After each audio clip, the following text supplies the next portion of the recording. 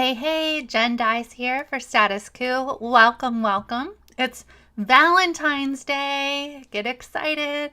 I hope your day has been full of hearts and happiness. And if it hasn't been, then I hope you will find happiness in this stream, because we here at Status Coup love you so much.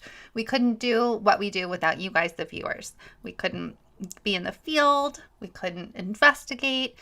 We couldn't be independent without you. It's all about you.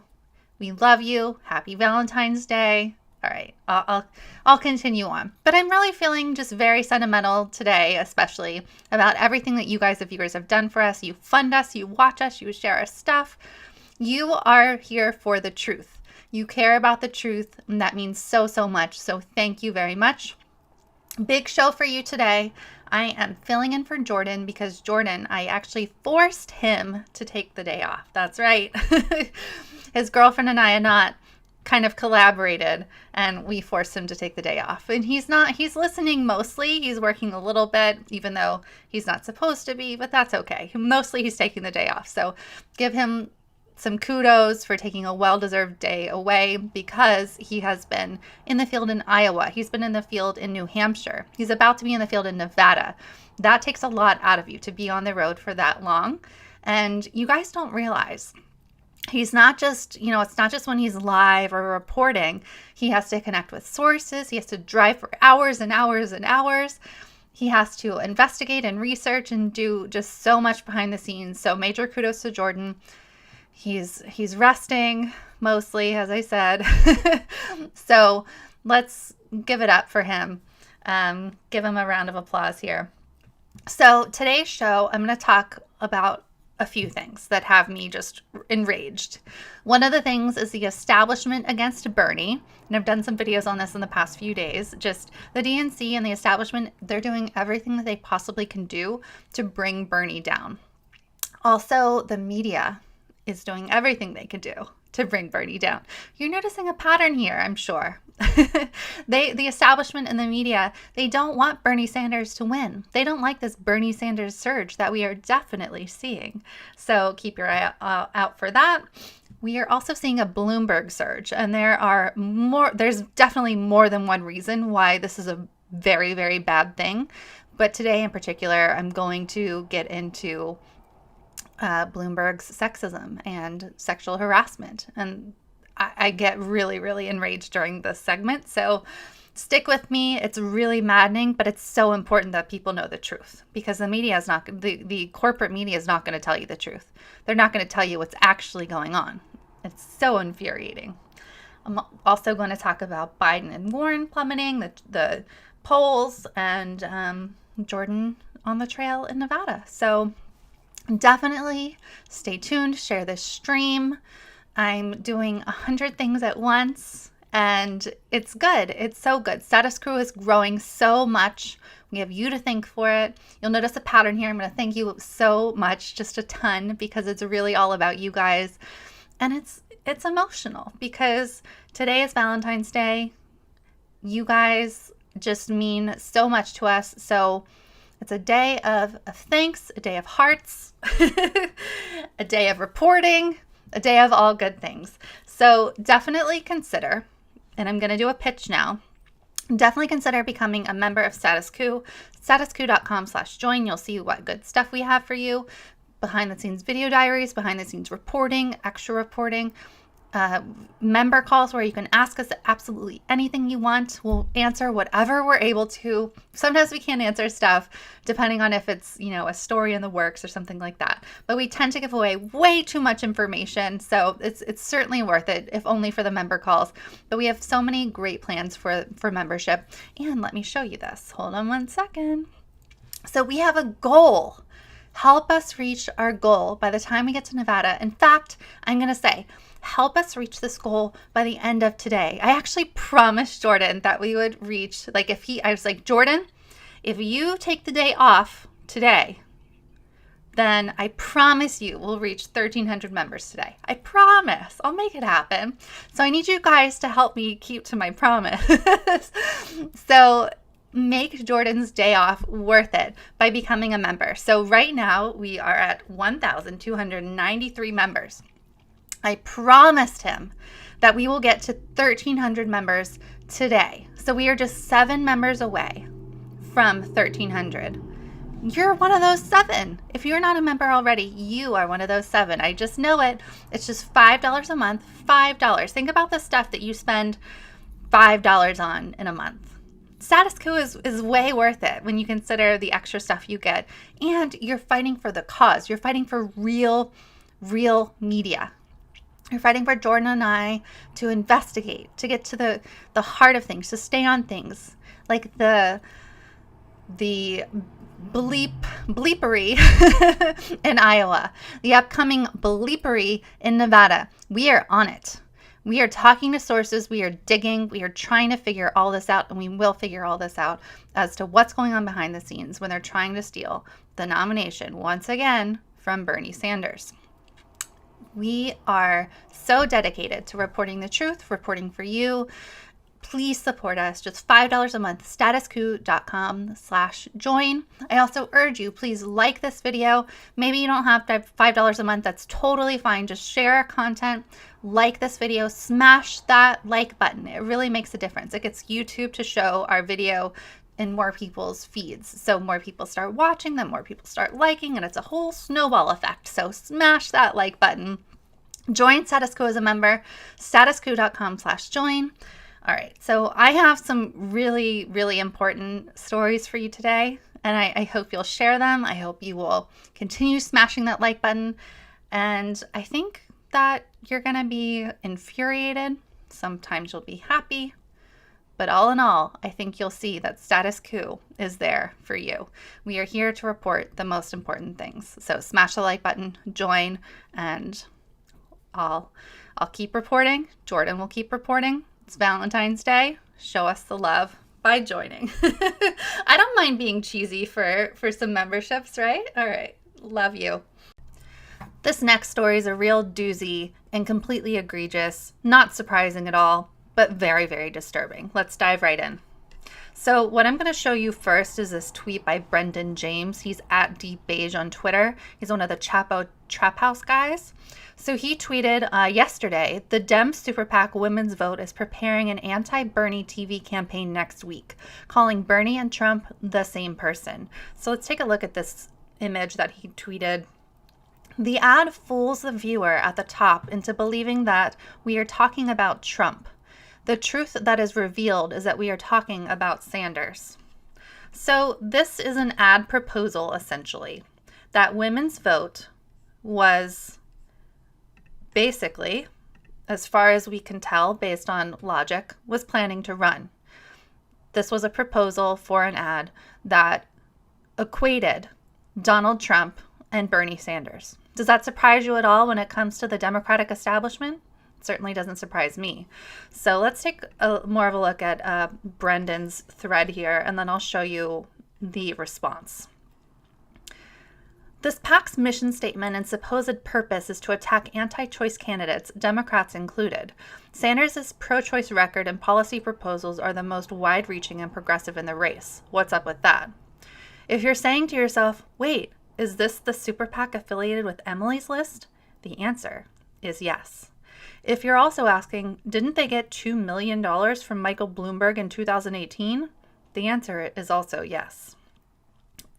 So then he snarkily goes on to say, I'm sure they'll be running ads against Amy Klobuchar. So, oh yeah, and that's right, that Amy Klobuchar announced that she favors a big tent in the party for anti-abortion forces. So clearly you can see that this got some lift off on Twitter, 2.3 thousand retweets. And the Chapo tent is huge. So this was really getting some commotion going on Twitter because it's completely absurd. So Emily's List, as we saw from what Brendan said, this super PAC women vote is associated with them. So Emily's List issued a response. And their response, so they tweeted out their response. Their response was this. Statement from Women Vote. Earlier tonight, a script with our name on it was posted online. This script was drafted by a vendor, presumably leaked by a vendor, has not been approved, and has not been tested. That being said, every sophisticated political organization tests negative messages, whether you agree with them or not, because our job is to know what impact they will have on the race, wherever they come from. Our mission is to elect pro-choice Democratic women to office, but obviously every Democrat needs to fully support whoever wins the nomination. So this statement really is so transparent. It's wild. They're upset that this was leaked. They aren't upset about the ad. And you can tell that they aren't actually upset about the ad, or they didn't distance themselves from this ad. What they kind of threw whoever this vendor is under the bus by saying, presumably leaked by a vendor. They said it hasn't been approved, but then they qualified it by saying, that being said, every sophisticated political organization tests negative messages, whether you agree with them or not. How condescending, first of all. How just completely corporate Democrat is this whole language, this whole statement by them. Let's take a look at it again, just so you can see just how crazy this is, this response. They're comparing Donald Trump and Bernie Sanders and equating them, and in fact trying to trick the viewer into thinking that they're looking at an ad that's against Donald Trump when in fact it's against Bernie Sanders, whether you agree with them or not, because our job is to know what impact they will have on the race, wherever they come from. Oh my gosh. I just the audacity of them to even consider this. We don't know how far along in the process it was, but it sure seems like that they were going to run this ad until it was, killed, until they distanced themselves a little bit from it after Brendan James tweeted it and it got a lot of traction. So Emily's List itself is interesting.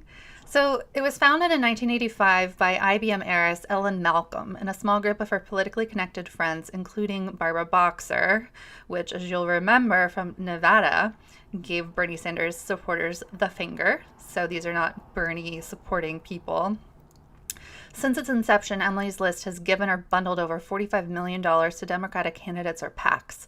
Additionally, Emily's List spun off the Super PAC Women Vote, which has spent $50 million independent expenditures in support or against candidates.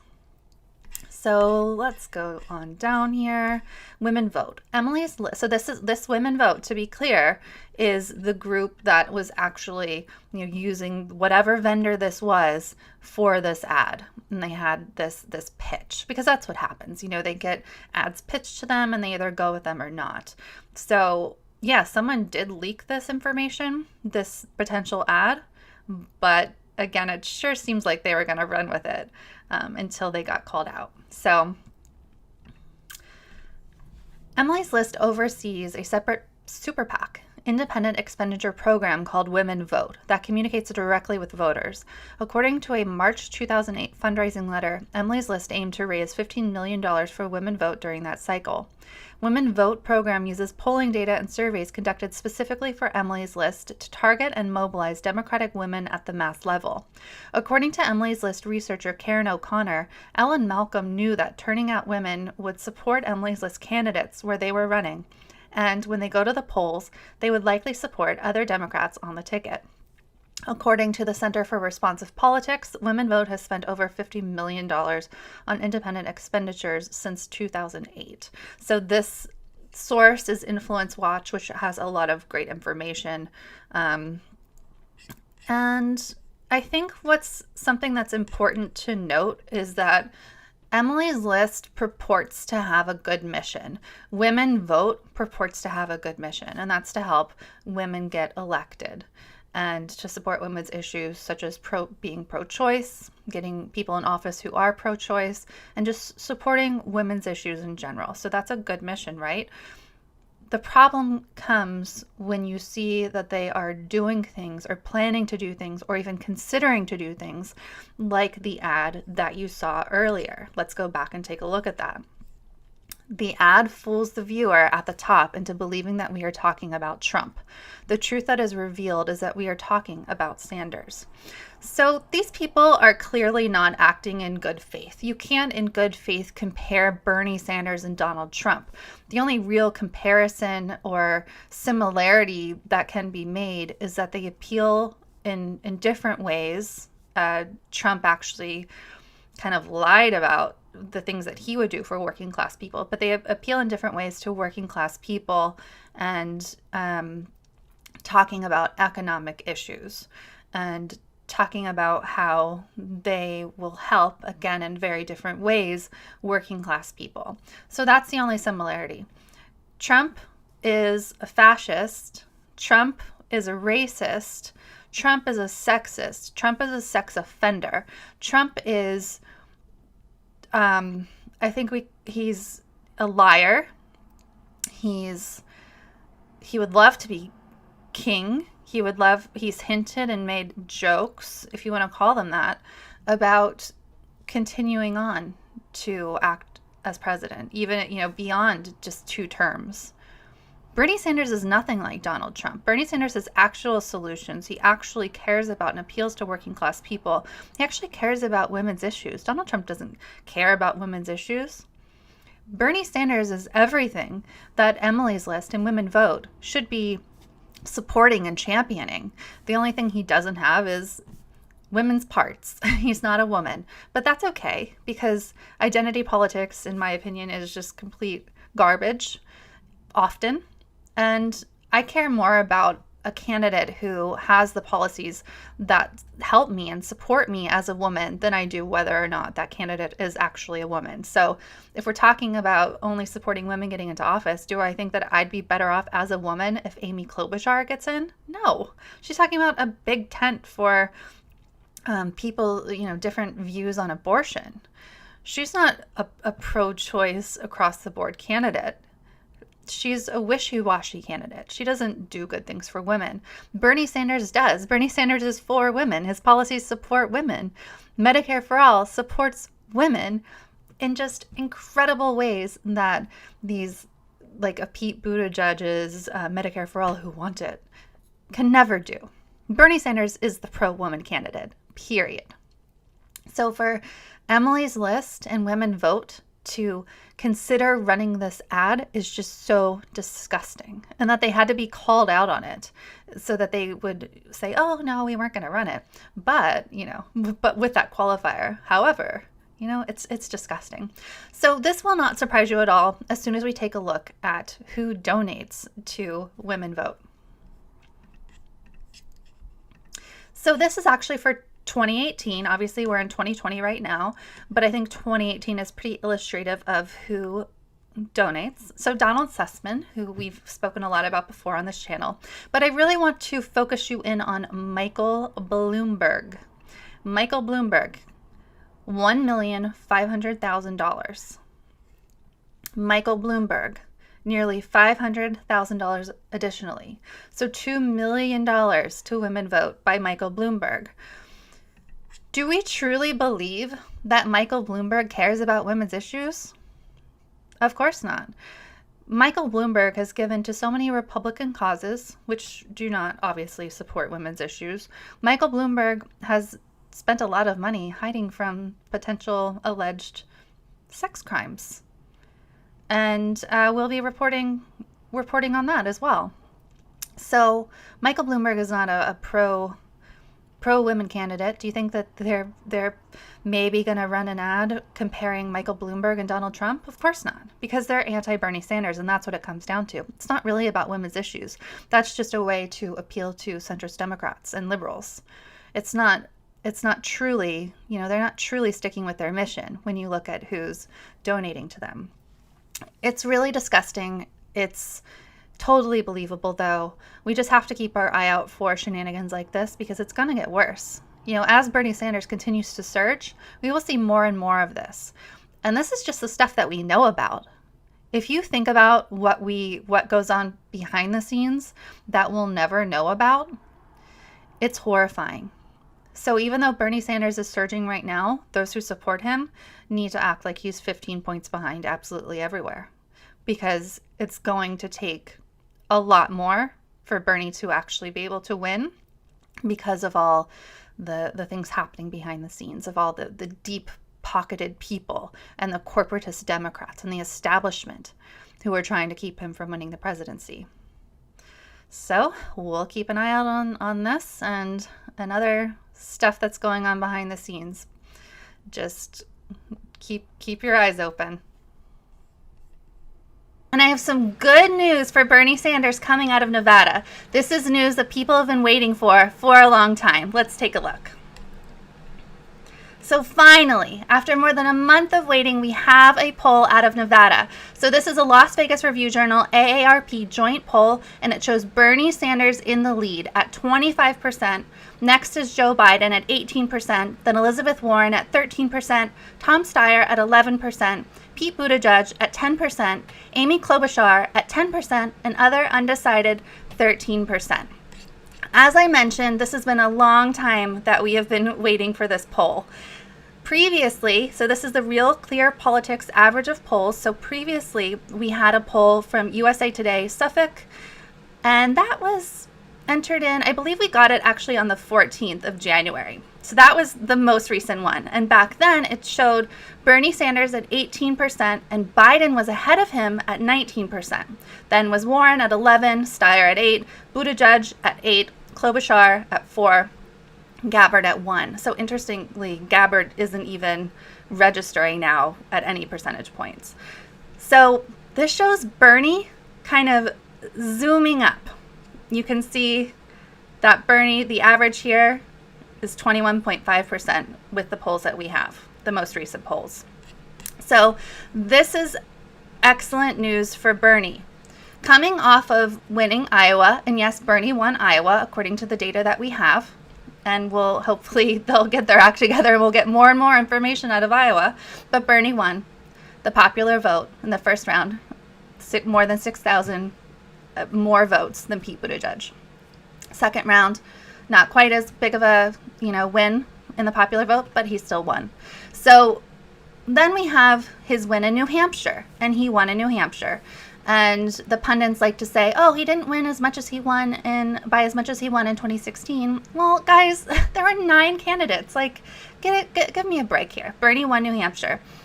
They'll do anything they can to try to diminish any Bernie Sanders wins. So coming off of those wins, it seems like Bernie Sanders is getting a bump going into Nevada. Now, we have to be careful because, as we've reported on this channel, there's some weird things going on with this supposed iPad tool that they're going to use. Who knows what's happening there? We're collecting information, talking to sources. We'll report on that more. But to distill this, Bernie Sanders has a bump in Nevada, and that's what we're going to focus on for right now. So let's take a look at what the Las Vegas Review-Journal has to say about this. The headline here, Sanders hold lead heading into Nevada's Democratic caucuses, poll finds. Vermont Senator Bernie Sanders leads the presidential field by a solid margin among likely Democratic caucus goers heading into Nevada's 4-day early voting period. But all 6 of the candidates actively campaigning in the state this week earned double-digit support according to the Nevada poll. The telephone poll, conducted by WPA Intelligence on behalf of the Las Vegas Review-Journal and AARP Nevada, contacted 413 likely caucus attendees from Tuesday through Thursday. Sanders led the pack with 25% of respondents expressing support, followed by former Vice President Joe Biden at 18% and Senator Elizabeth Warren of Massachusetts at 13%. So even though this is a good poll for Bernie, I want to point out that I don't like that the poll only surveyed 413 likely caucus goers. I really, with all of these polls, and Jordan and I have called out these polls in the past, I would like to see a much, much larger sample size. So, I got to be consistent here. It's a good poll for Bernie, but the methodology here and the margin of error, it makes me a little uncomfortable. I wish that they would survey more people, but that's a story for another day. So it goes on to describe the rest of them. And interestingly, a lot of people say that they are undecided. So 13% chose other or undecided, and they actually specify and break it out here that 8% of Democrats surveyed said that they were undecided. So those people are kind of ripe for the taking. So Bernie Sanders has an excellent ground game. It's possible that he could grab a lot of those undecided voters. So it'll be really interesting to see how that shakes out, especially in the caucus process where voters can change their mind. You know, during the second round, they can change their mind if their candidate didn't reach the, level of support required in order to proceed. So let's see here. I'm not going to read this entire thing to you. I'll drop it in the description box, but you can see here it's it's good for Bernie. It's a good poll for Bernie, good write-up for Bernie. But then, of course, we have the pundit takes, and I have to show you this. It's Nate Silver, good old Nate Silver. So Nate Silver says, finally, a Nevada poll. Curious what our model will do with this one. At first glance, looks like a slightly closer race than it was expecting. So Nate Silver is the king of making sure that anything good for Bernie doesn't actually look good for Bernie. So I had to show you that because it's hilarious. That's what these pundits are going to do. Even though Bernie Sanders is at 25% and surged by the amount that he surged, as I showed you, these pundits like Nate Silver, I haven't seen the CNN takes, but I'm sure that they're going to do this too. They're going to diminish this as much as possible. Right now, it's like a 24/7 Bloomberg and Buttigieg channel on CNN. So I'm sure that they're going to diminish Bernie's surge as much as they possibly can. I mean, that's to be expected, right? So that's not the only place where Bernie Sanders is surging and showing and making a really strong showing in this race, according to the polls. He's also doing a really good job, if you want to call it that, in the national averages of polls, or the averages of the national polls, excuse me. So we have here polls from February. We have Economist, The Hill, Monmouth, Quinnipiac, Morning Consult. We have a slew of polls here. And Bernie Sanders, according to the RCP average, is leading the pack at 23.6%. Biden comes next. Then Bloomberg. Don't sleep on Bloomberg. We certainly aren't going to be, because he hasn't been, competing to this point. But he's showing, due to his money, a pretty strong showing here in these polls, and it's pretty scary if you consider that it's literally due to his money, and that he's a billionaire, and that his money's not going to be running out anytime soon, or ever. So Bernie Sanders here, leading in every poll except for the Hill Harris X poll. So Biden is actually leading in that one, 23 to Bernie's 20. But overall, with the average, Bernie Sanders is leading. We also have him leading in Texas. And this is big news, because previously, let's look at the previous Texas polls. Previously, it's been Biden, and actually in their average of polls, Biden is leading at 28% to Bernie's 22.7%. But now we have Bernie with this latest Texas Tribune, University of Texas poll, leading 24 to Biden's 22. So Bernie surging in Texas is pretty extraordinary news, and that's a good sign for Bernie for sure. So what do we take away from all of this? Well, people are looking at Bernie's policies and realizing that he's the candidate. They are looking at who can actually beat Trump, and they're realizing that it's Bernie. They are also seeing the shenanigans that have played out, and I believe that this will have a more and more of an impact as the DNC is called out, as these establishment figures in the Democratic Party are called out on their pretty transparent attempts to rig this race. And yeah, I will say rigged. I've actually, in previous comments on my videos, I've been saying shenanigans because I like that word, and to me, it can mean whatever you want it to mean, and it means something pretty strong. Like, shenanigans means they're rigging. But I'll use the word rig, because they rigged it in Iowa for sure. We just got information in and reporting in from Yahoo News, actually, that the DNC had a very heavy hand in planning that shadow app in Iowa. And we'll be reporting more on that for sure. So rigging is what's happening. They don't want Bernie Sanders to win, but the people are seeing through it, and it's because of the policies. They see through Pete Buttigieg. Now, I'm not saying everybody sees through it. The media push for Buttigieg, for Bloomberg, is very, very strong. The media would like nothing more than to see a race between Michael Bloomberg and Donald Trump. Can you imagine what that would do for their ratings? They would love that. And that's what it's all about for them, is ratings and money. Meanwhile, we have real people who see Bernie's real policies. So it's kind of this tug of war between policies and real people, and people seeing through what the media is doing, what the DNC is doing. And then on the other hand, this manufacturing consent that the media is doing and trying to do everything they can to diminish Bernie's wins, to diminish how he's doing in the polling, to diminish him as a candidate. It's absolutely disgusting. We will continue reporting on it. But the takeaway for now is that Bernie is absolutely killing it, according to the latest poll that we have out of Nevada. This is great, great news for Bernie Sanders. We will definitely keep an eye on it. Please consider supporting us by becoming a member so that we can keep reporting. Jordan is going to be on the ground in Nevada. He was on the ground in Iowa. He was on the ground in New Hampshire. Really fantastic stuff. Amazing interviews with people like Michael Moore and Nina Turner and everyday volunteers and canvassers, and just really incredible work. So let's keep him going in Nevada. Let's keep him on the ground, keeping his eye on any shenanigans, there's my word again, that go on any rigging that goes on.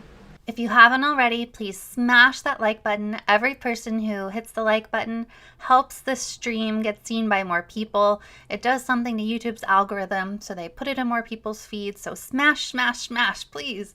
Also consider becoming a member of Status Coup. We really want to reach 1,300 members by the end of today. It's Valentine's Day, right? Give some love to Status Coup.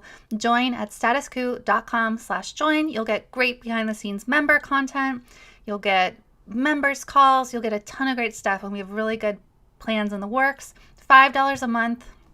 Super easy, super fun, and it helps us keep reporting, keep investigating, keeps Jordan out in the field. Remember, he's going to Nevada to report on the ground just like he did in Iowa and New Hampshire, and that was such fantastic stuff. statuscoup.com/join.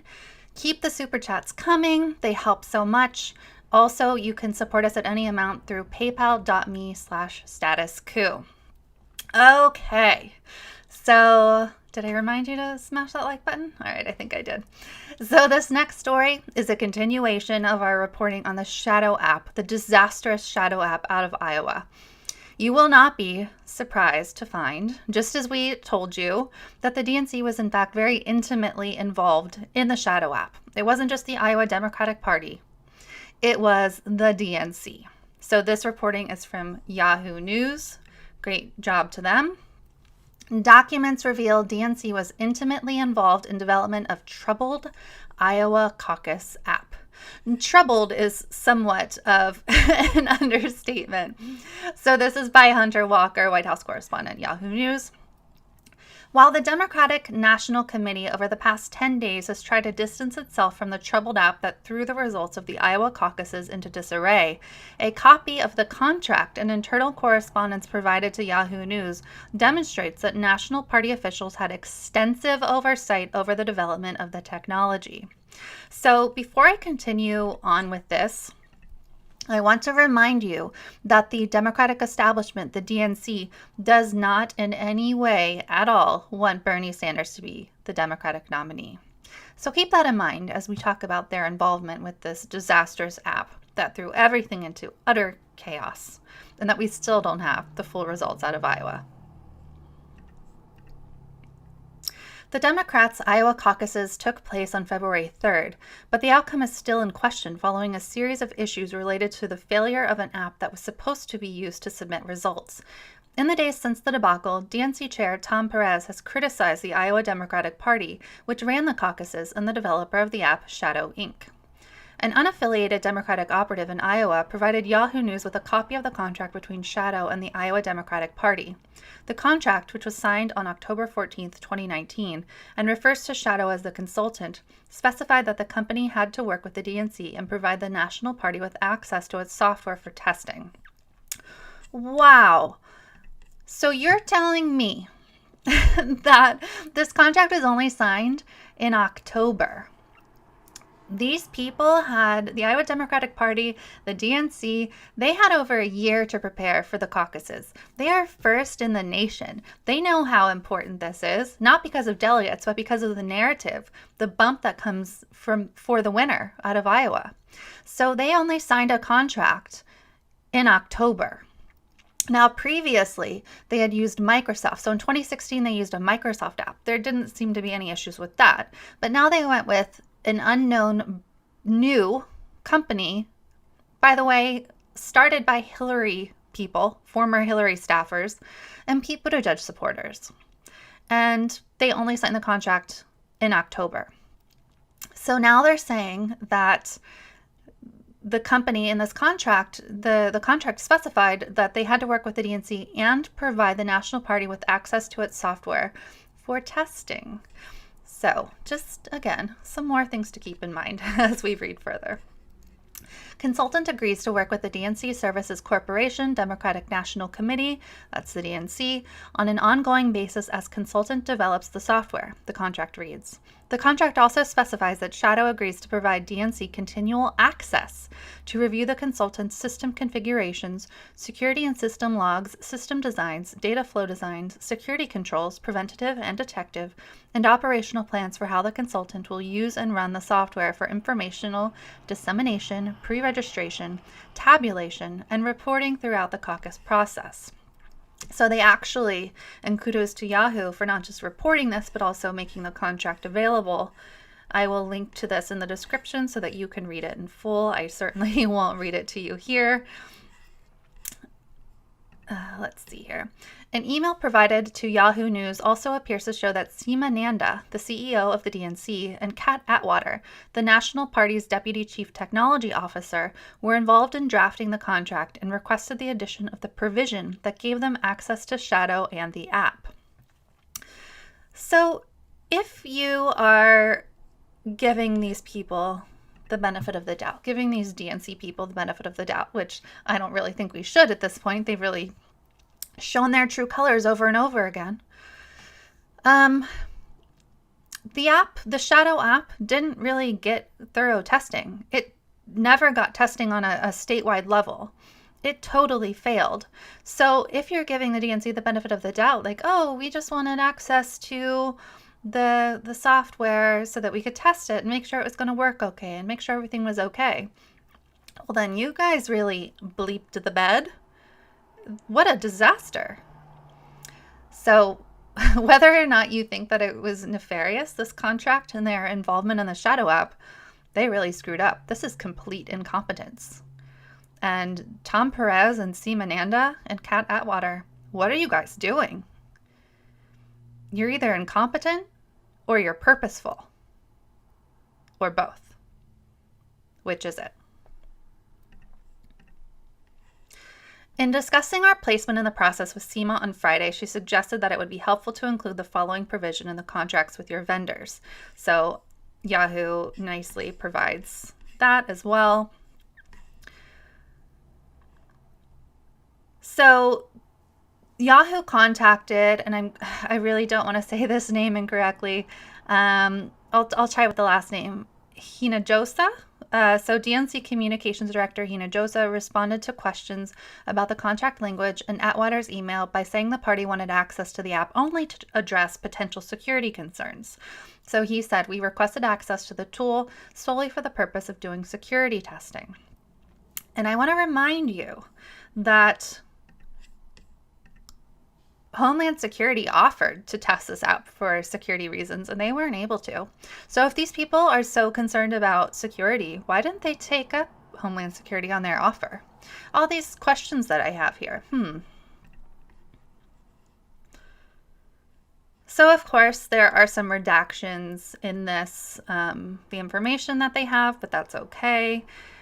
I don't want to read all of this to you, but I do want to point out, here we go, where the source said Shadow had charged the IDP at least $60,000 for its work so far. The IDP or Shadow and firm CEO Gerard Nimera did not respond to multiple requests for comment. So a lot of money was paid to the shadow app, including by the Pete Buttigieg campaign, by the way. The Iowa Democratic Party was introduced to shadow through the state party in Nevada, which also planned to use an app made by the company for its caucuses. So before I move on, let's kind of review, because I do want to connect this to Nevada as well. So the Democratic Party, Seema Nanda, Kat Atwater, and presumably Tom Perez, the chair, had a lot to do with this app. And we have the full contract with some redactions, but the full contract that shows that this is the case. And they say it's for security and for testing. So with that said, then it falls on them. It falls on them, this disaster of what happened in Iowa. It falls on them that we don't have the full results reported. It falls on them that Pete Buttigieg was able to claim victory with 0% results in, that Pete Buttigieg got the media bump that Bernie Sanders, the actual winner of Iowa, should have gotten. So is this nefarious? Is this a stolen election? Is this going to keep happening? Let's take a look at Nevada. So again, they said that the Iowa Democratic Party was introduced to shadow through the state party in Nevada. But the Nevada Democratic Party announced it would not be using Shadow's app for its caucuses. So early voting actually starts tomorrow, and the actual caucuses take place on February 22nd. Nevada, as far as we know, plan to use a tool. They're not using the Shadow app. They say they're not using an app at all. What they're doing is preloading something. They call it a tool onto iPads provided by the state party. Nobody, including volunteers, knows anything about this app. We have a source who is currently in training for the caucuses in Nevada, and these people have been asking questions. These volunteers have been asking questions. Well, how do we use this app? When are we going to get information and training? And they're being told it's delayed, that they don't have it available, that the trainings are being pushed back. There's a lot of weird stuff happening. So while Nevada is not using the Shadow app, they clearly switched what they're using at the last minute. They clearly don't have all of their ducks in a row, or maybe they do, and maybe again this is on purpose. I can't say for sure, but everything's lining up to look that way. It sure looks like they don't want Bernie Sanders to be the Democratic nominee, and that they'll do anything they can to stop him.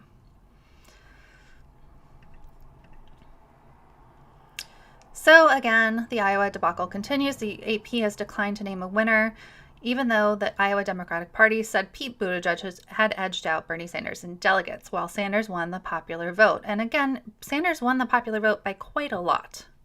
Troy Price, the Iowa party's state chairman, announced his resignation on Wednesday.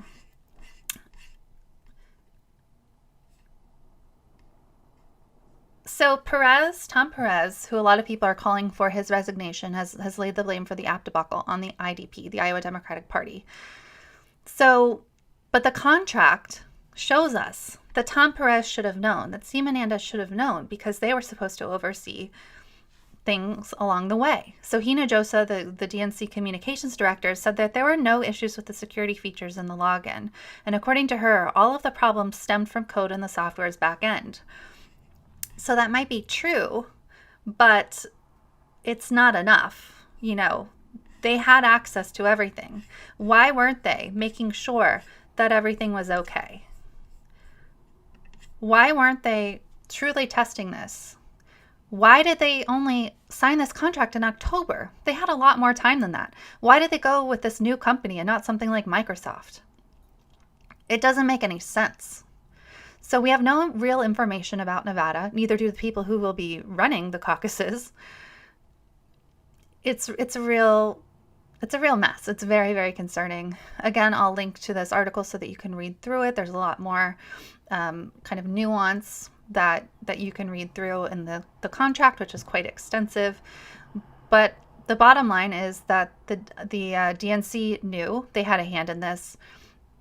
It wasn't hands off like Tom Perez is trying to say. It wasn't just the Iowa Democratic Party, who, by the way, the Iowa Democratic Party totally screwed up. It's right that Troy Price stepped down.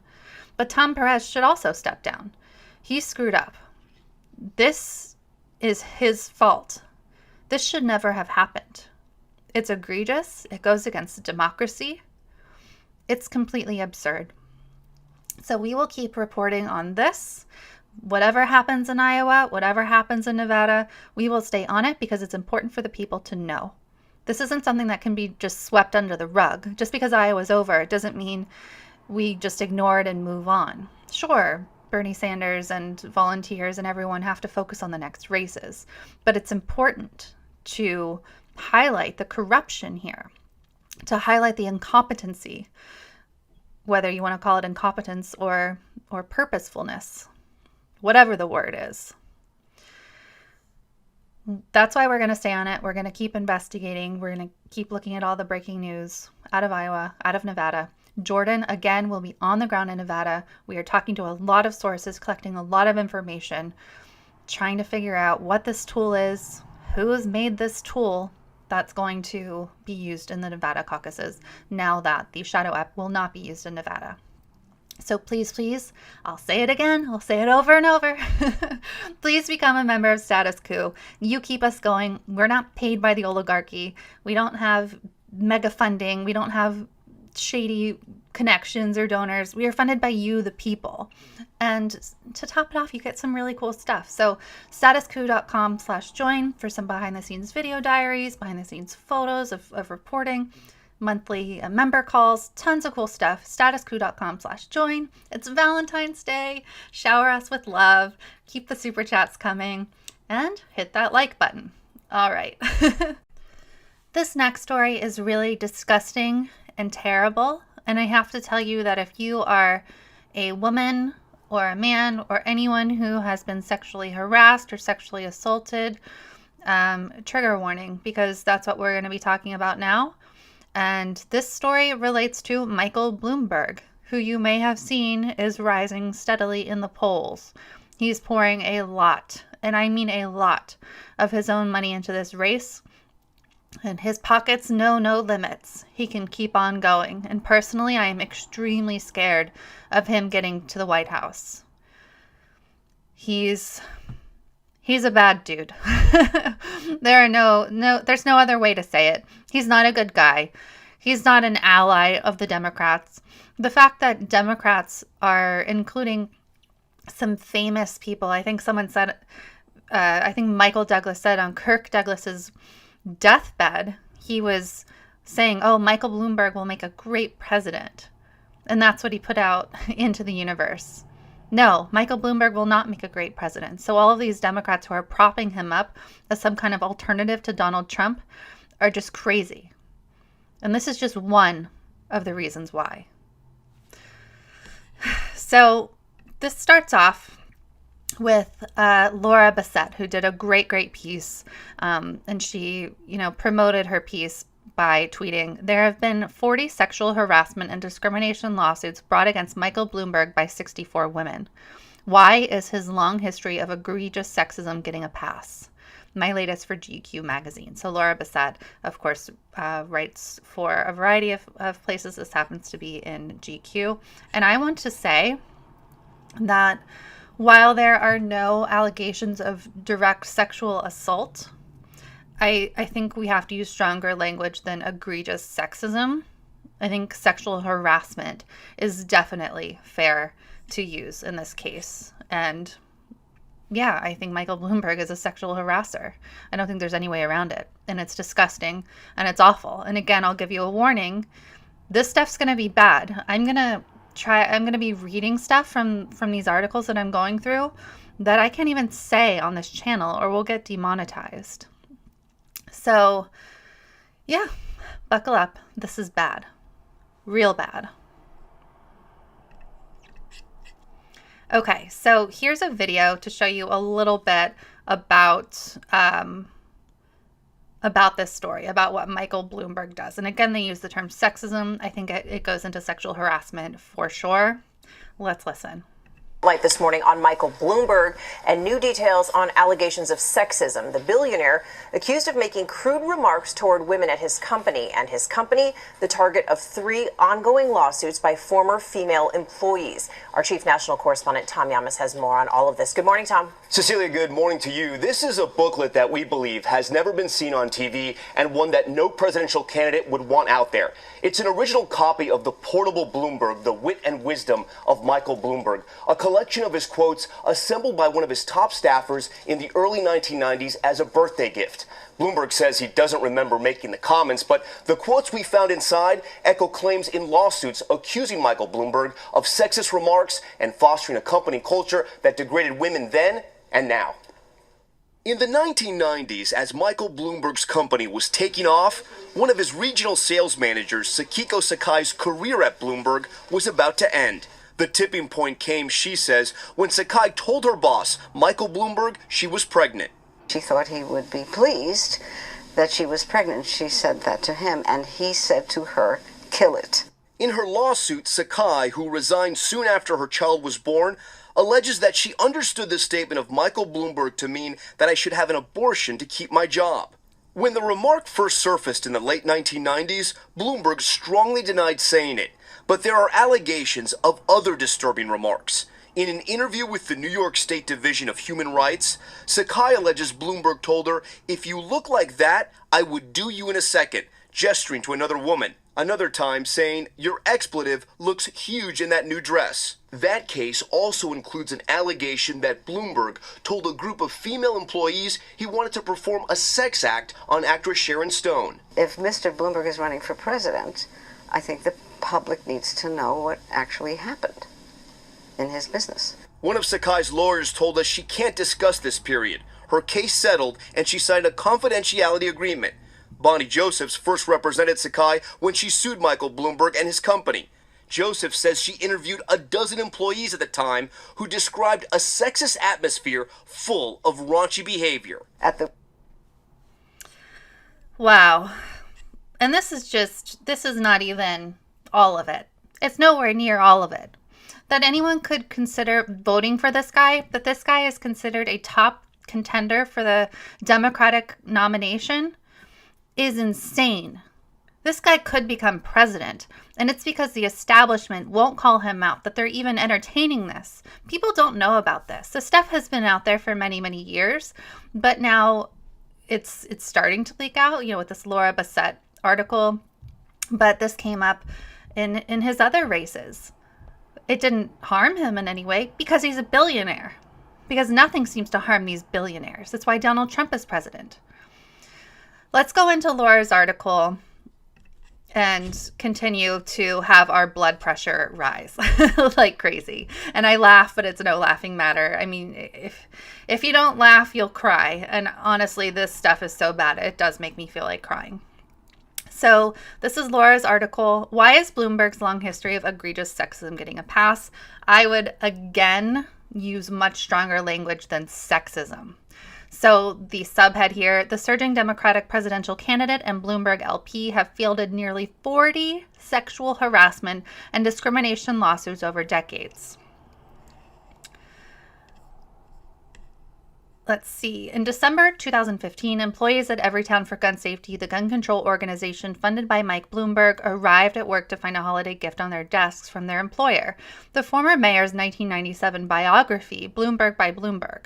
Flipping through the book, staffers found themselves uncomfortably reading their billionaire founder's boasts about keeping a girlfriend in every city and other womanizing exploits as a Wall Street up-and-comer. A few people started immediately going through it and sending the cringiest parts around on email chains, one former Everytown employee told me. Hardly the most controversial things he said, but it's still a bad look. Indeed, Bloomberg's casual boasts about his sex life and his own autobiography are now some of the least problematic parts of his candidacy for president. In recent days, the former New York City mayor's track record on race is undergoing renewed scrutiny. So I'm not going to read all of this, but stop and frisk and redlining. I'm going to do a different segment on this. So this is specifically about his sexual harassment. So blah, blah, blah, especially for a politician with presidential ambitions who has been vigorously denying allegations of misogyny throughout his entire career, including nearly 40 sex discriminations and sexual harassment lawsuits brought against him and his organizations by 64 women over the past several decades. Bloomberg's sexism, like that of fellow New York City billionaire Donald Trump, has been prolific and well documented. But for some reason, the stories about him don't seem to have taken hold. I wonder why that is. Why haven't these stories taken hold? Could it be that he's a billionaire? Could it be that he is so deep in the establishment that he basically runs it? Yeah, I think that might have something to do with it. Oh, this is just so frustrating. He is still being embraced by the Democratic establishment as a viable option for its presidential nominee. He surged to third place in several 2020 polls this week. The Democratic National Committee changed its rules to allow him to participate in the next primary debate. House Speaker Nancy Pelosi said his presence in the primary is a positive one, and this is something that I cannot highlight enough. He is in third place in some national polls for the presidency, for the Democratic nomination. Can you imagine? And that's all the media wants, is a food fight between Donald Trump and Michael Bloomberg. Can you imagine what that would do for their ratings? And that's all they care about, ratings and money. The DNC changed its rules so that Michael Bloomberg could in the future participate. They didn't do that for Black candidates. They didn't do that for Cory Booker. They didn't do that for Julian Castro. They did that for billionaire white man Michael Bloomberg. There's nothing wrong with white men. I'm just saying. They did it because of the money. And by nothing wrong with white men, that's maybe not the correct way to phrase that. I just mean the rules are the rules. The fact that they wouldn't do that for Black candidate Cory Booker, that they wouldn't do that for Julian Castro, is absurd. And that they would do it for a white billionaire speaks volumes about who the Democratic Party actually is. And of course, Nancy Pelosi, resistance hero, that she said his presence in the primary is a positive one. Are you kidding me? What kind of resistance are you running, Nancy? Certainly not a real one, that's for sure. I just can't. This video, is going to make me just absurdly upset. All this despite what's already been reported and alleged for decades about Bloomberg's behavior. As a recap, here are some examples. Sakiko Sakai Garrison, a former sales representative at Bloomberg LP, alleged in a 1997 lawsuit, one of 4 separate lawsuits in a 2-year period, that then CEO Mike Bloomberg found out she was pregnant. That when then CEO Mike Bloomberg found out she was pregnant, he told her, "Kill it," and "Great, number 16," an apparent reference to the number of pregnant women or women on maternity leave at his company. She also alleged that when Bloomberg saw her engagement ring, he commented, "What, is that guy dumb and blind? What the hell is he marrying you for?" And that when he once pointed to another female employee, he told Garrison, "If you looked like that, I'd do you in a second." Bloomberg denied having said most of these things, but reportedly left Garrison a voicemail saying that if he did say them, he didn't mean it. Of course. Bloomberg once described his life as a single billionaire bachelor in New York City to a reporter as being a wet dream. "I like theater, dining, and chasing women," he said. On a radio show in 2003, he said that he would really want to have Jennifer Lopez, which he later explained away as wanting to have dinner with her. A top aide said Bloomberg frequently remarked "nice tits" upon seeing attractive women. Employees of his in 1990 put together an entire booklet of some of his more egregious comments, including, if women wanted to be appreciated for their brains, they'd go to the library instead of to Bloomingdale's, and of the computer terminal that made him a billionaire. "It will do everything, including give you oral sex. I guess that puts a lot of you girls out of business." Wow. More recently, Bloomberg defended his longtime close pal Charlie Rose, who was fired from CBS and PBS in 2017 after multiple women alleged that he made unwanted sexual advances on his female colleagues and subordinates. The stuff I read about is disgraceful. I don't know how true all of it is, Bloomberg told the New York Times. I never saw anything, and we have no record. We've checked very carefully. Bloomberg cast doubt on the Me Too movement. I'm not going to read all of this, but I'll link to it, as I do, in the description. Bloomberg's campaign, in reckoning with his long history of toxic frat boy behavior, is essentially asking voters to try and focus on his political values instead. But when it comes to that, his political values, he has supported so many Republicans and so many Republican, goals, that what are his values? His values are whatever makes him the most money, whatever gives him the most power. That's not someone we want to have as president. So again, I'll link to that. Let's get more into this. Bloomberg accused of running media empire with toxic work culture. This is from November 27th, 2019 in the New York Post.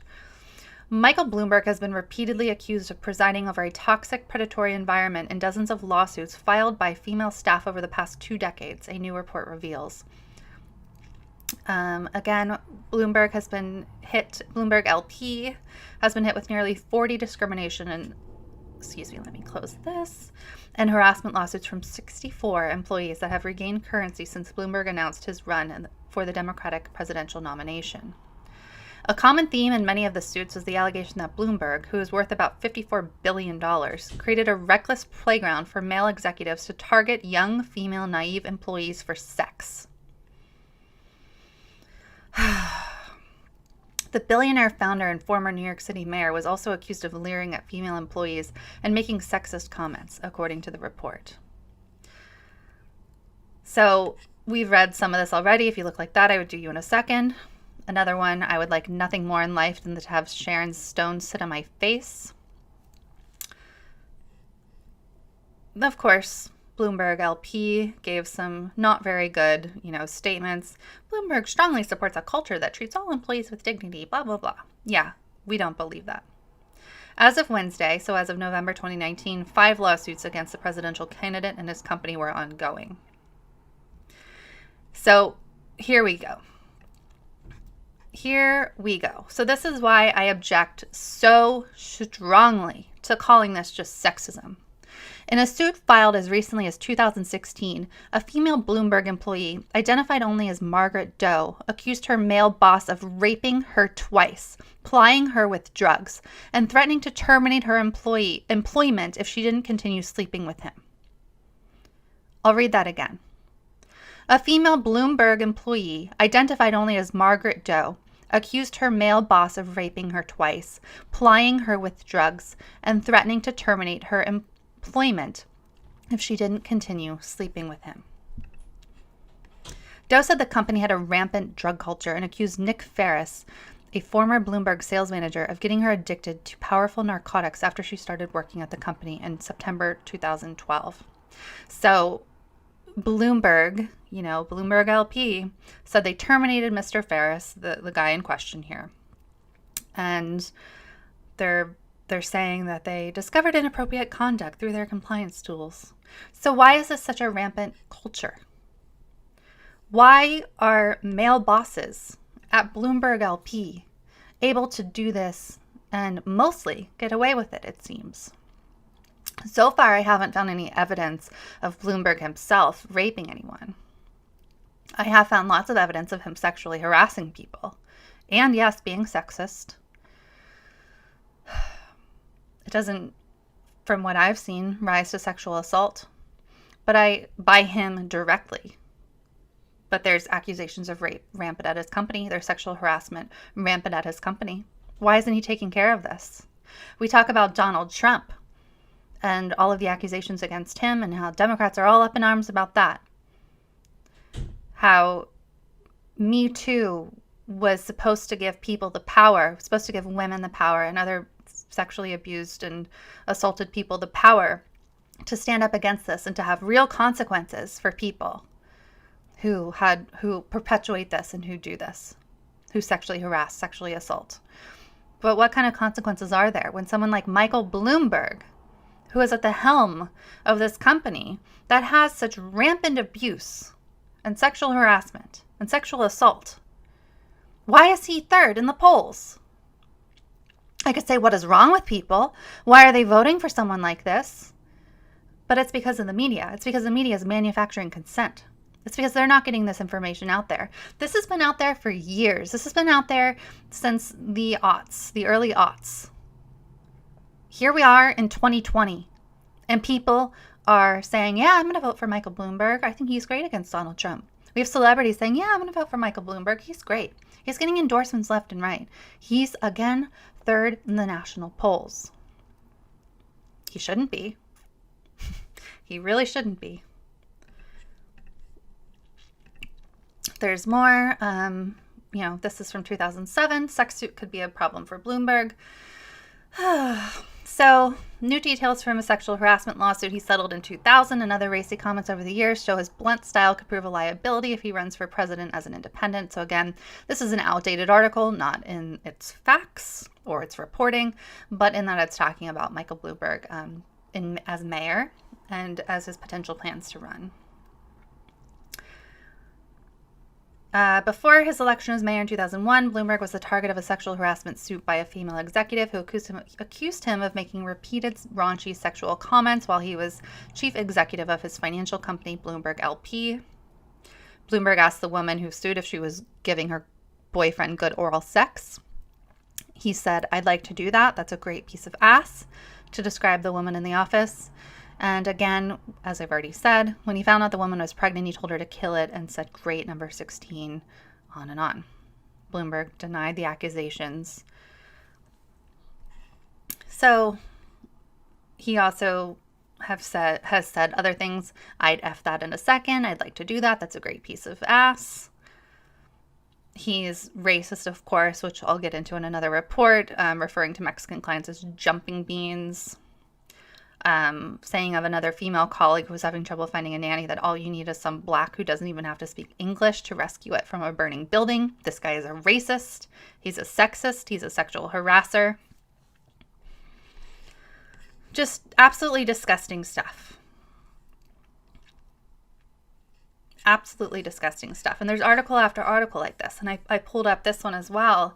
There are many more that I could pull up just to show you that this information is out there. So why isn't CNN harping on this all day and night? Why aren't they saying Michael Bloomberg has been accused of sexism, of sexual harassment? He's done really egregious, terrible things. Why are they instead dedicating entire segments to how mean Bernie Sanders supporters are? They seem to have no trouble finding spots for that. So why can't they find spots about Michael Bloomberg and his history? And the way he treats women and how he's no benefit to the cause of the resistance, if you want to call it that. The fake resistance. The Nancy Pelosi style resistance. He's not a benefit to them, and he's certainly not a benefit to progressive causes. This information needs to get out there. And this is just what we know about. Can you imagine how much we don't know about? Do you know how much stuff a billionaire can silence? This guy has so much money, he can silence anything he wants. Stuff he doesn't want to, it's amazing that we have the information that we do on his sexual harassing and sexism. Imagine what else is out there, and we will keep digging. Help us keep digging. Become a member, statuscoup.com/join. And I promise you, I will stay on Michael Bloomberg. I will figure out what's going on behind the scenes. The truth will be reported, no matter what. Join us so I can investigate. One last thing before I end this segment. The resistance. The resistance, do you like this? Do you like that Michael Bloomberg is pictured so many times with Donald Trump? Do you like that they're friends? All over the place. Billionaires hang out with billionaires. They're friends. They have an interest in achieving the most power that they can. It's a game to them. Donald Trump versus Michael Bloomberg. I've talked about how much the media would love that, but it's a total DICK measuring contest. If it's the two of them. It's not about policy. It's not about people. It's about who can amass the most power based on their money. It's absolutely disgusting. And I won't apologize for getting so upset during this segment because I think we should all be really, really upset right now. Again, please like this video so more people see it, share it. Please become a member, statuscoup.com/join, so I can investigate the heck out of Michael Bloomberg. We are not supported by the oligarchy. We're not supported by corporations. We're supported by you, the people. So just $5 a month and you can join us. You get behind the scenes content. Maybe I'll share some more of my thoughts on this that I can't just say on a public stream. Join us. You can also, if you're already a member, support us at any amount at paypal.me/statuscoup and smash that like button so more people see this. All right, thank you. Thank you so much for watching. This is Jenn Dize again for Status Coup. We really appreciate you. I wish you the happiest of Valentine's Days ever. And maybe you have a sweetheart, maybe you have friends you're celebrating with, maybe you're surrounded by love, maybe you're feeling a little low or down today. But know that Status Coup is here for you. We love you. We appreciate you. We love that you smashed that like button, that you shared our content. We love, love, love that you're going to become a member if you haven't already. Let's take a look at that. So we have a goal of reaching 1,300 members by the end of today. I promised Jordan because I made him take the day off. So please help me out. Become a member so we get to 1,300 today. That's just 7 more members today. We can totally do that. So become a member, statuscoup.com/join. Share this video after it ends. Share all of our content. Keep spreading the word about Status Coup. It's Valentine's Day. We love you so much. Lots of love. statuscoup.com/join. All right. Bye-bye. I'll see you next time.